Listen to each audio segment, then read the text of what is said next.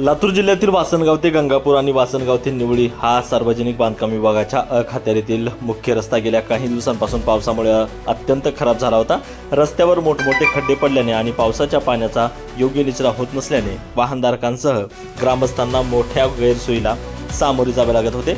याबाबत ग्रामस्थांनी माजी मंत्री तथा आमदार अमित विलासरावजी देशमुख यांच्याकडे तक्रार करून रस्त्याची तातडीने दुरुस्ती आणि नाल्यांमधील पाण्याचा निचरा करण्याची मागणी केली होती आणि या मागणीची तात्काळ दखल घेत आमदार अमित देशमुख यांनी सार्वजनिक बांधकाम विभागाला आवश्यक सूचना दिल्या आहेत। त्यानंतर सार्वजनिक बांधकाम विभागाने वासनगाव ते गंगापूर रस्त्यावरील खड्डे बुजविण्याचं काम सुरू केलं असून रस्त्याच्या दोन्ही बाजूच्या नाल्यांची साफसफाई करून पावसाचे पाणी रस्त्यावर येणार नाही यासाठी आवश्यक उपाययोजनाही करण्यात येत आहेत। त्यामुळे नागरिक आणि वाहनधारकांचा प्रवास अधिक सुखकर आणि सुलभ होण्यास मदत होणार आहे।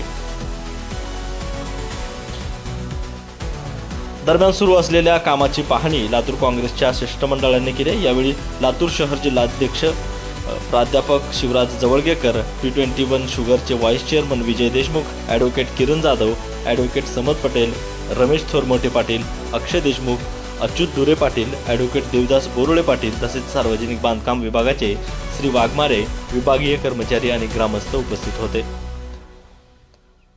रस्त्याची तातडीने दुरुस्ती करून केल्याबद्दल ग्रामस्थांनी आमदार अमित देशमुख आणि सार्वजनिक बांधकाम विभागाचे आभार मानले आहेत। नितीन बनसोडे, एकमत डिजिटल, लातूर।